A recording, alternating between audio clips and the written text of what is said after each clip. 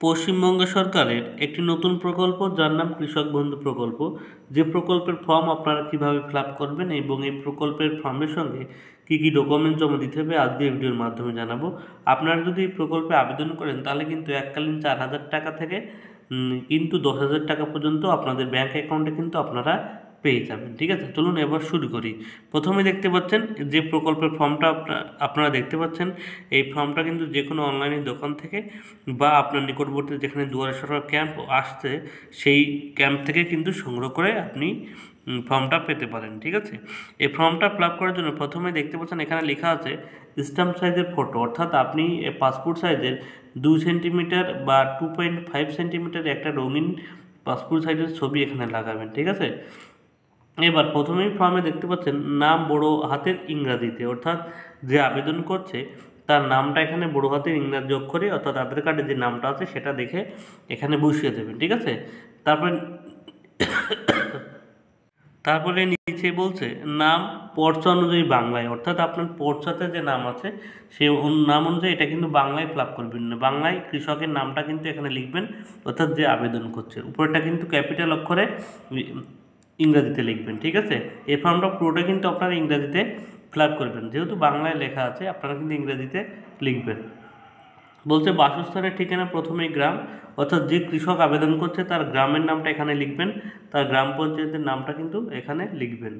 তারপরে আসছে post office, অর্থাৎ কৃষকের পোস্ট অফিসের নাম এখানে লিখবে, তার ব্লকের নাম এখানে লিখবে, তার থানার নাম এখানে লিখবে, তার জেলার নাম কিন্তু এখানে লিখবে এবং পিনকোডটা কিন্তু এখানে আপনারা দিয়ে দেবেন। ঠিক আছে, পিতা বা স্বামীর নাম, অর্থাৎ যে কৃষক আবেদন করছে সে যদি ছেলে হয় তাহলে তার পিতার নাম, যদি কৃষক মেয়ে হয় তাহলে তার স্বামীর নামটা কিন্তু এই বক্সের মধ্যে লিখে দেবে। ঠিক আছে, এবার বলছে এখানে লিঙ্গ, অর্থাৎ পুরুষ হলে পুরুষ, মহিলা মহিলা মহিলা, অন্যান্য হলে অন্যান্য, এখানে কিন্তু টিকমার্ক দেবেন। ঠিক আছে, এবার এখানে দেখছেন জন্ম তারিখ, অর্থাৎ তার ডেট অফ বার্থ, তার আধার কার্ড বা ভোটার কার্ড বা বার্থ সার্টিফিকেট যদি থাকে সেটা দেখে দেখে এখানে কিন্তু ডেট অফ বার্থ প্রথমে আপনারা কিন্তু ডেট, তারপরে মাস, তারপরে ইয়ারটা এখানে দিয়ে দেবেন।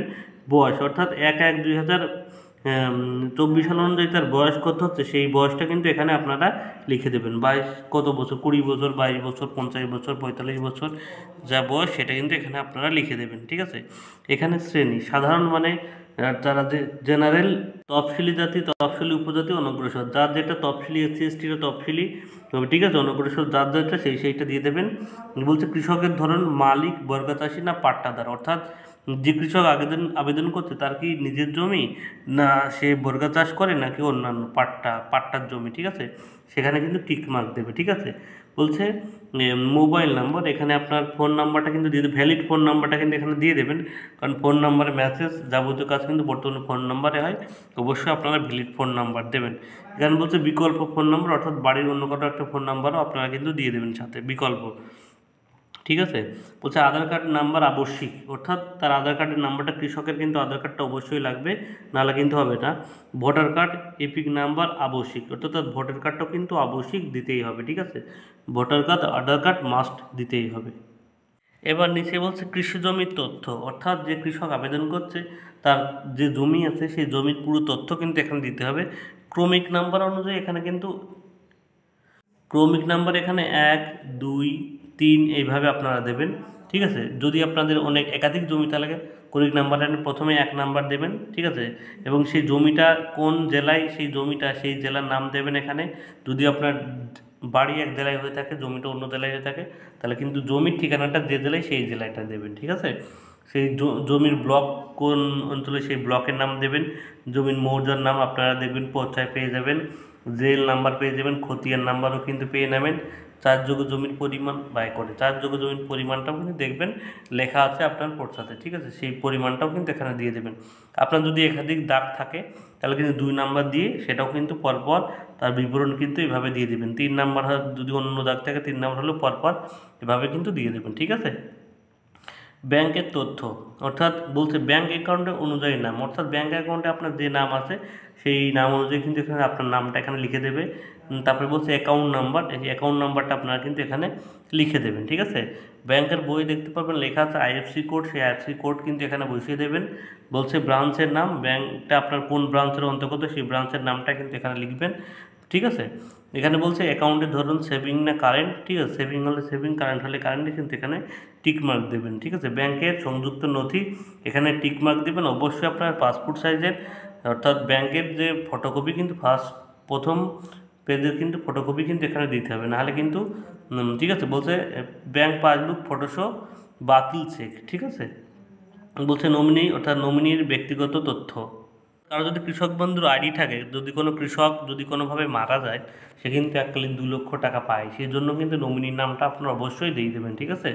নমিনির নাম এখানে দেবেন। মনে করুন জমি যে আবেদন করছে তার ছেলে আছে, সেই ছেলে বা মেয়ে আছে, বা যার নামে নমিনি করছে তার নামটা কিন্তু এখানে দিয়ে দেবেন, ঠিক আছে। যে আবেদন করছে, যে সে যার নামে নমিনিটা করবে, আবেদনকারীর সাথে সম্পর্ক, অর্থাৎ এখানে যার নামটা আপনারা লিখছেন, অর্থাৎ যে আবেদন করছে তার সাথে এই নমিনির যে কী সম্পর্ক, সেটা কিন্তু আপনারা কিন্তু এখানে দিয়ে দেবেন। ছেলে হলে ছেলে, ঠিক আছে, বৌমা হলে বৌমা, ওয়াইফ হলে ওয়াইফ, যার যেটা, বাবা হলে বাবা, যার যে সম্পর্ক সেইটা কিন্তু এখানে দেবেন, ঠিক আছে। নমিনির পিতা বা স্বামীর নাম, এবার যে নমিনির নামটা আপনারা এখানে লিখলেন, ঠিক আছে, নমিনির নামটা এখানে লিখলেন, তার এবং সেই নমিনির পিতা বা স্বামীর নামটা কিন্তু এখানে লিখবেন, অর্থাৎ যে কৃষক আবেদন করছে তার নামটা এখানে কিন্তু হবে, ঠিক আছে। জন্ম তারিখ, অর্থাৎ নমিনির জন্ম তারিখ কিন্তু এখানে হবে, ঠিক আছে। যার নামে নমিনি হচ্ছে তার জন্ম তারিখ হবে।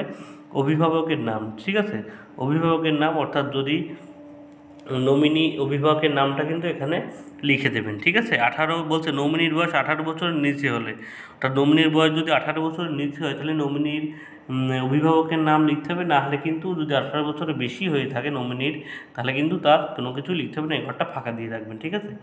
বলছে আমি এত দ্বারা স্বীকার করছি যে আমি অন্য কোনো জায়গায় কৃষক বন্ধু বা নতুন প্রকল্পে নথিভুক্তির জন্য আবেদন করিনি, ঠিক আছে। উপরোক্ত কৃষি জমি আমি ড্যাশ এর থেকে উত্তরাধিকার উপহার দান পেলাম, ঠিক আছে। অর্থাৎ আপনি যে জমিটা পেয়েছেন সেটা আপনি উত্তরাধিকার সূত্রে পেয়েছেন, না ক্রয় করেছেন, নাকি উপহার পেয়েছেন, না দান বা অন্যান্যভাবে পেয়েছেন, ঠিক আছে। যে কৃষি জমি ড্যাশ এর থেকে, অর্থাৎ যার কাছ থেকে আপনি জমিটা কিনেছেন বা যার কাছ থেকে আপনি জমিটা পেয়েছেন তার নামটা কিন্তু লিখবেন। মনে করুন আপনি আবেদন করছেন, আপনার বাবার কাছ থেকে আপনি জমি পেয়েছেন বা আপনার ঠাকুরদার জমি আপনি পেয়েছেন, তার নামটা কিন্তু এখানে আপনি লিখে দেবেন, ঠিক আছে। এবং সেই জমিটা আপনি কীভাবে পেলেন, সেটা উত্তরাধিকার সূত্রে পেয়েছেন, না কিনে পেয়েছেন, না উপহার সূত্রে পেয়েছেন, সেটা কিন্তু এখানে লিখে দেবেন, ঠিক আছে।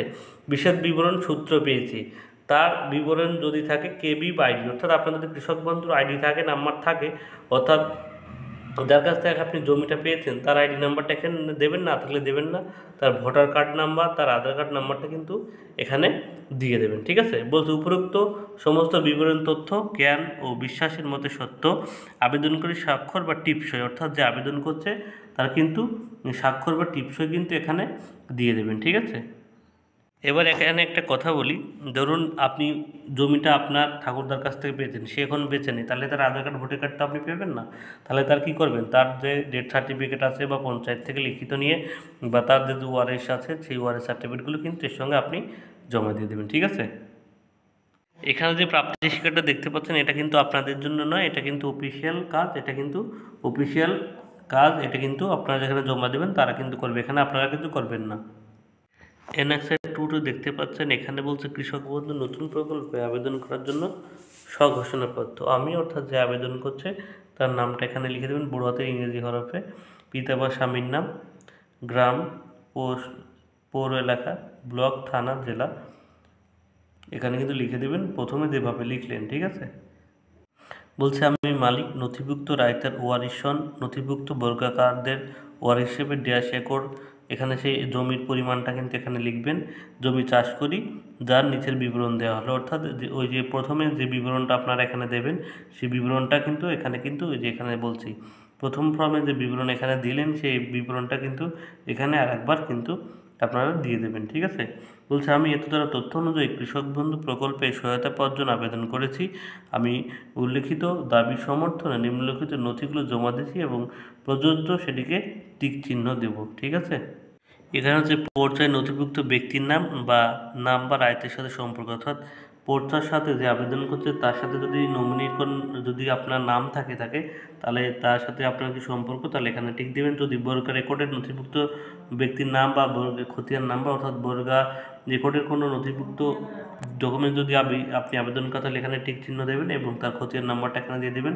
বলতে নিবন্ধিত দলিল নাম্বার অর্থাৎ নিবন্ধিত দলিল প্রতিনিধি সহ চেক লিস্ট যদি থাকে বা মিউটেশন সার্টিফিকেটে আবেদন করলে এখানে টিক চিহ্ন দেবেন। মিউটেশন সার্টিফিকেট আবেদনের রসিদ দিয়ে আপনি জমা করলে এখানে কৃষি জমির পাট্টা যদি দিয়ে জমা করেন তাহলে এটা এখানে টিক চিহ্ন দেবেন।